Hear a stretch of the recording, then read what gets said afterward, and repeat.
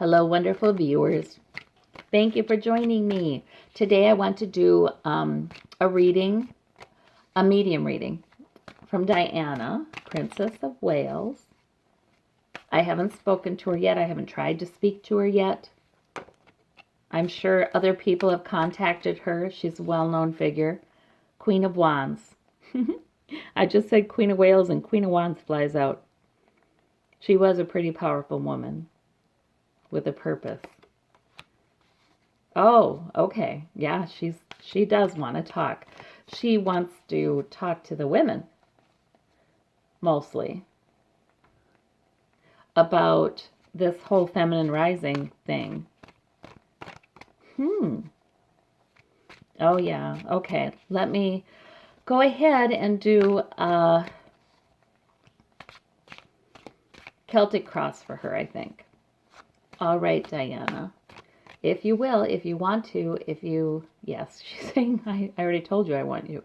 Okay, all right, Diana. Then please help us to understand what we need, what you would like us to know. All right, so she was pretty battle weary. A lot of times this half of the reading is where people were before their death, and they're just talking about that. She was pretty battle weary. Oh, she had been through a lot. And she wasn't all that happy. Sort of on the defense. She'd been mistreated by not only people in her life who she thought she could count on, but by, yes, paparazzi. She's very sensitive. So she took all that very, really to heart.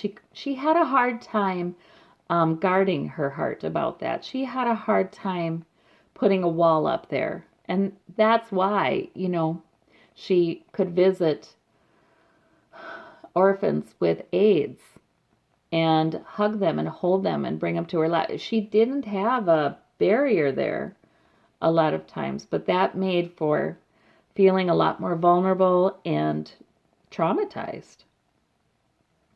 So it was hard being her, she's saying. It was not easy being her. But she had a lot of love to give, so there was the good side of that. Okay, and the challenge was hanging on to her security. Money, yeah, but no, more than that, the security. She wanted to have security for her sons and for her relationship with her sons. She felt sometimes like she really needed to hang on to them.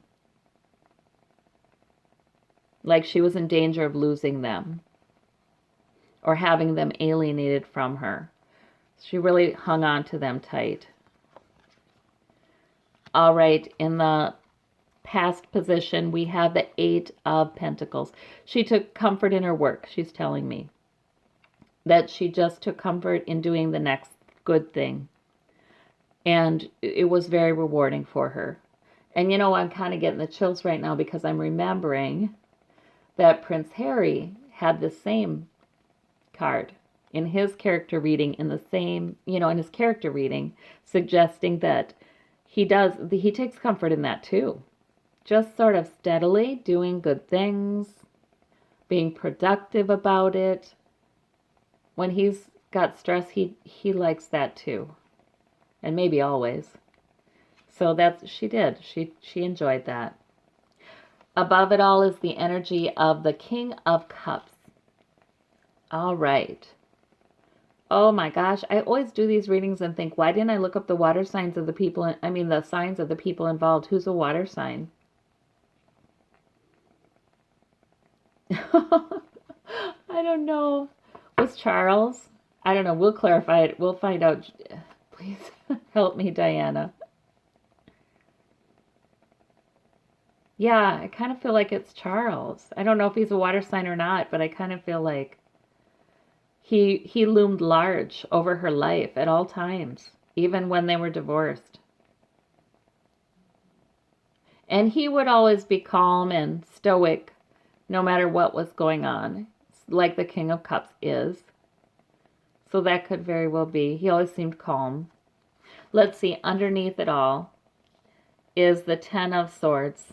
She had a lot of hurts. She did. She She felt it. Like I said, it's like there was no thick outer coating on her, thick outer shell. So she just felt him. And if people said things about her, showing how much they misunderstood her, boy, that hurt her too. Part of the reason she didn't like the paparazzi is it really did bother her what they wrote. I mean, she says she got better at it. She got better at ignoring it, a lot better at it. But it was not easy. And at the time of her death, before her death, she was feeling very hurt. She was feeling hurt by, oh, she did not hold anything against her in-laws, I think. She didn't like a lot of things. She doesn't hold anything against them now, but she didn't like a lot of things. She certainly still wanted to be involved with them, but she was hurt. She felt like too much was blamed on her about the marriage, and they didn't understand her. They like looked at what she did from the most negative position possible, she said. But she says that now, where she is now, she can see better because when she was here, like I said, she didn't have that shell. She didn't have that protection, and she was extremely sensitive. So sometimes her emotions would rule over her head. And then even even if, like for instance, the queen was explaining something and, this will not do, and this is why she had a hard time hearing the queen because her emotions would be so high and she was pretty vulnerable. So she would have a hard time hearing and understanding. And now she does. Now she gets it better. She gets the complexity of the situation. She understands the values the queen was trying to keep in place and her priorities better now. She gets it better now, but she says she was young then too, so that wasn't helpful either. She was very young when she joined that family. So that also, she had her growing pains in those years of marriage, and that was a pretty, it didn't do any favors to her relationship with them. But she does wish that they could have spoken a little more calmly, and she would have understood that they did care, and she wanted them to understand she did care. Just there was a lot of confusion. Their personalities did not mesh, she's saying. She's saying she was so not that. She was not traditional, as much as they wanted her to be. She wasn't staid and calm and poker faced, and she wasn't any of those things. Terribly self-controlled, unemotional. She wasn't any of those things. Dignified. She was dignified, but in her own way. And so they didn't really understand each other. She says things were done by all family members that weren't good. Things were said that shouldn't have been said. But she was happy right before she died. Even though she had this pain just from all those years of misunderstandings and feeling hurt by people. She was happy right before she died. She was happy with Dodie. She tells me she didn't know if she was in love with him. But she had matured quite a bit, and it didn't really matter. She could just be honest with where she was at. And with him, she could do that. She could just say, this is what I'm thinking, this is what I'm feeling. And he didn't really expect anything more from her. And she was happy. It was like for the first time in her life, she was able to just live in a balanced way. And she didn't think a lot about her hurts right before she died.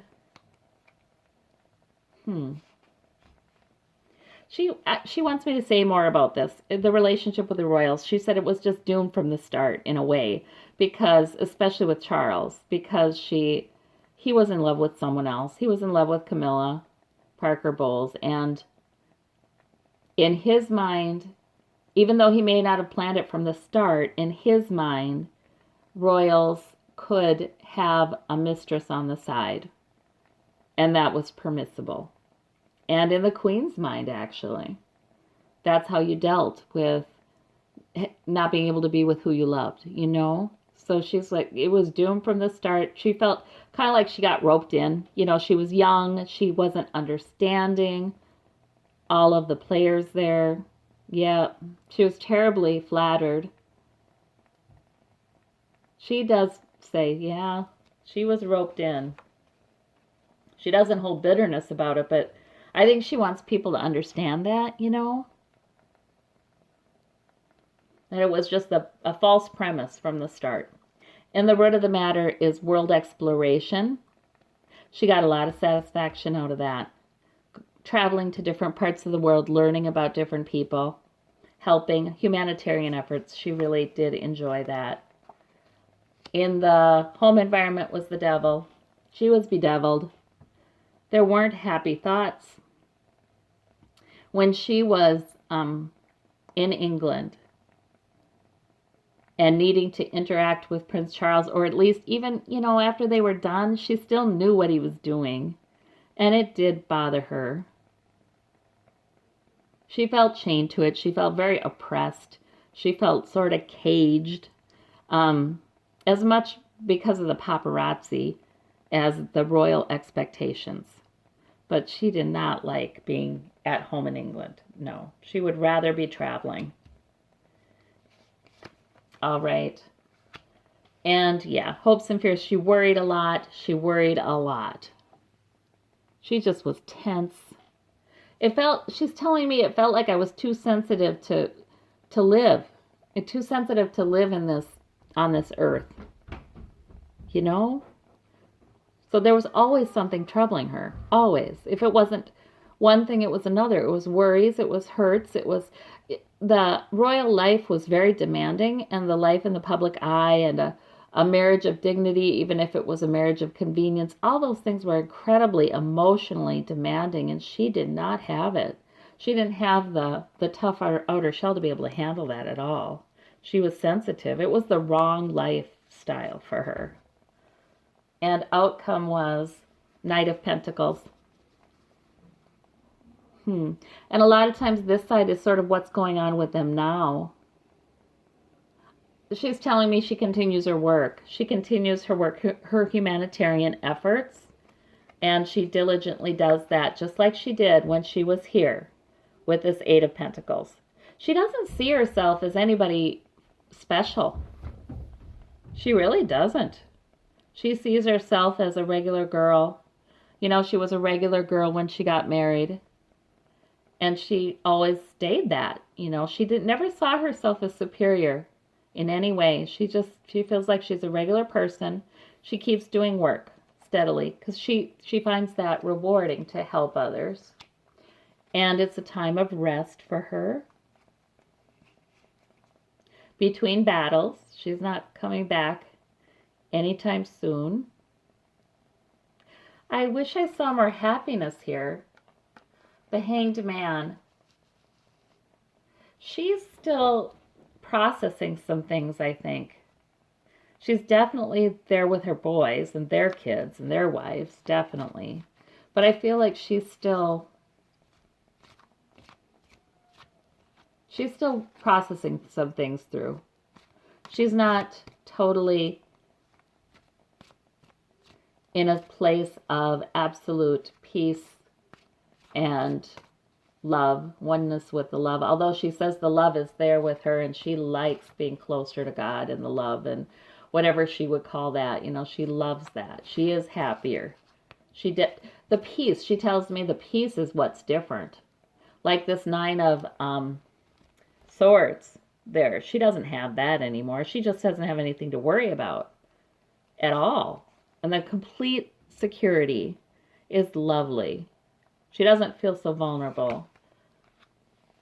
Her cup runneth over now. Yep. She's saying on earth she was always worrying. Her sleep was never very good. And yeah, her cup runneth over now with joy. And she does have that dove of peace up there. That's good. On earth she was She felt sort of chained in their home environment sometimes, and there's that hanging on again, hanging on to the security for her kids. Yep, because she had to. She loved those boys. So she had to be in England. She had to appease, try anyway, to appease the royal expectations. And she did feel chained to that. Let's see the traveler. And the traveler, and the root of the matter, it was she. Okay, so she's, I think, also telling me this, that when it was time for her to go, she was overseas. She was near water. And all of a sudden the world was in her hands. Like all of a sudden she understood so much. She saw so much. And this is a new adventure. You know, this is just more of that. But she just, gosh, you know, with her death, I'm trying to ask her what that was like. What happened? And she just tells me that the fear that she often had felt. She'd had panic attacks before or something like that, she told me. So it was sort of like that, but much more. And then all of a sudden it was done. And she was surprised. She was sort of looking like, why do I feel so good? That was her first thought. She was just standing there beside the car looking and saying, huh? Why do I feel so good? Why do I feel so good? But it was because that fear had instantly been removed from her, and that anxiety and worry that was with her so much was she couldn't even find it inside of herself anymore. So it slowly dawned on her as people came around, and you know, actually it took a little while as they removed her body. Then it really dawned on her that yeah, she was out of there. It was a little bit hard for her to find her way. But somebody helped her. Spirits helped her to find her way to the next. But she really kind of, just like her body went to a hospital, she sort of did too in a way. I mean, not a hospital with blood and gore, but a place for her to sort things out and have a lot of support and love. And not a lot of other expectations on her, just support and love and healing. And she's still kind of, she's kind of there still to some extent.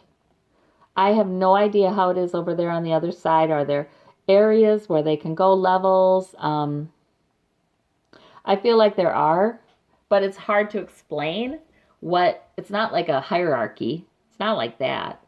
It's just, it's purpose-based, right? So some people have more things to sort out. And I think some people are younger souls too, I suspect. Some people have things they need to sort out. The value in the journey to the earth was to learn. And for some people, a lot of the learning is going to occur after they passed. You know? So that's interesting. I wouldn't be surprised if she came back. Huh. No, I wouldn't. She's with her grandchildren a lot. Gosh, do people ever come back within their own family like that? I don't know. I don't know. I would, anybody who knows, who is a terrific medium and knows some things about that, please let me know. The Knight of Pentacles there and the Four of Wands. She is in a beautiful place, she says. She's in a beautiful place. Don't think it's like a hospital ward. It's a beautiful place. And she always has constant support. There's someone with her all the time. And angels are there. And yeah, she's sorting it all out. She's still learning about her life. It was very complicated. The Hanged Man. And there was so much she couldn't analyze when she was on the earth, because she was a very emotional person. And when the emotions went high, she couldn't think hardly. I mean, she did, but it was hard. She went to a very narrowed kind of view of things and just got through. It was that kind of thing. Five of Pentacles. Yeah, there you go. Hanged Man, because she's got to get well. It's sort of, she's healing. Yep. And she's resting in between battles. She's not coming back yet. And there's the King of Pentacles. There's absolute security and stability where she is. That's what she really loves about it. She just is not bedeviled in any way. She loves that. She thinks about her boys a lot. There's the Four of Swords underneath it all. She was in the middle of taking a rest, too, when she passed. She was having some good feelings. You know, that was a happy time. Huh. A lot more carefree than usual for her. Hanged Man. But she was just, it wasn't a resting place. That happy time. And it wasn't like overflowing joy. She says she's happier now. But, you know, it was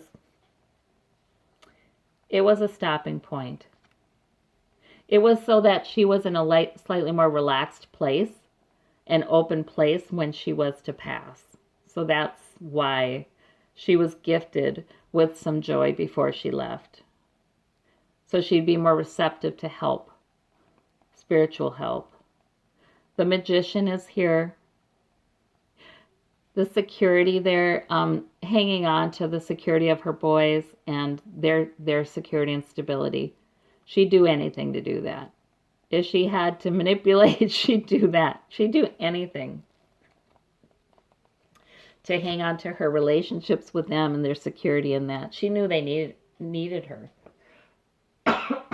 Excuse me. The Ten of Cups, the happy card, happy family card. Interesting, right? Because she has the Nine of Wands. So I think she's telling me it was a mixed bag. She felt like she'd kind of gone through it in her family life, in her marriage, with everything that occurred in the years when they were still married but not married, you know. She felt like she really came through it, and she was pretty battle weary. Yet, there was some stability and happiness in that family system. And she knew that boys were loved by all their family members, and she was happy about that. So especially before she went, she just had a lot more peace with all the things that had happened and was glad for the love and care that the boys received from their grandparents, from their relatives, from their father. You know, she'd really come to a lot of peace about that, but she didn't think too much about the bad times because they did really still make her very anxious. This King of Cups and Indecision. Oh. Well, okay. I don't know if that's Charles. I think that represents a man in her life. Maybe it's Dodie? I don't know. You know what? I feel like she's telling me it's a man in general. You know what I mean? Like she had so much indecision about her love life. She wanted a man who was mature and loving and compassionate and self-controlled, like the King of Cups. She really wanted that. But she just was, the ones she found, none of them quite fit the bill, and she wasn't indecisive about all of them. So she ended up going through her adult life without ever having had that experience of a safe and loving and secure, nurturing relationship. And she feels sad about that. In a way. I mean, she's not sad in the way that she could be sad on earth with these Ten of Swords, not like that. But she feels some regret about, some wish, some longing, poignancy maybe, where the next time she comes around, she wants that. She's trying to learn as much as she can. Right now, she's learning as much as she can from her lifetime with the help of loved ones over there, angels, spirit, so she can go back and it'll be the next adventure. And there's the energy of the Fool. So she enjoyed new projects too. She really did like to work her humanitarian efforts. Boy, she liked those. They were a saving grace for her, she's telling me. They were a saving grace. Yeah, I feel like for Diana, it's a little harder for me to hear her than some, because she is still, some of her energy is still really going to learning and processing. Yeah, but she had lots of love to give. She did. She loved her boys like nobody's business. Yeah. Yep. So there's Diana. And may she find what she's looking for, and I know she will. She's smiling. Yeah, she's working. She's still working. That's okay. She says that's exactly what I'm supposed to be doing. This life that I went through, it was exactly what it was supposed to be. And she says that's exactly right. So, okay. There's nothing to regret. No. Okay. All right. Well, thank you so much, Diana.